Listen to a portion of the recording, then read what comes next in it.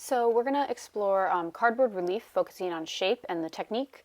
And this is going to be like a little study that we do before we make a full-size relief. So you can see here an example. Relief meaning that it is sticking up from the surface, but it is still attached to another piece. So it's kind of in between like a drawing and painting and a sculpture. So I need cardboard, some sort of glue, and scissors. Now I'm just going to cut out some random shapes from my cardboard, which I've already done here. And now I just want to play around with arrangement, which can also be called composition.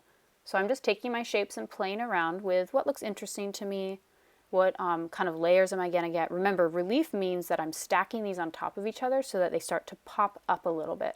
So that's something to keep in mind, right? That's the difference between doing this two-dimensionally with just shapes and three-dimensionally with the relief component, where I have to also think about the depth that I'm creating. So there's no right or wrong answer here. It is just about playing around, taking a minute, looking, seeing what looks interesting, considering an alternative. Notice I am not gluing anything down yet.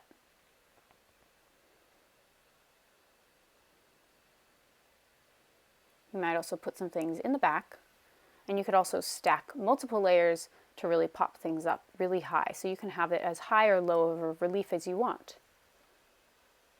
So here I might stack a few layers, and maybe those go in the back here to give me a thicker kind of pop-up in this front area.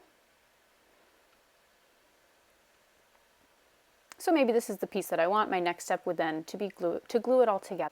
And then finally, you can use this study to practice different techniques. So I have a different video that goes over this, but you can see just how the same design can have a really different result depending on what type of surface treatment you give it.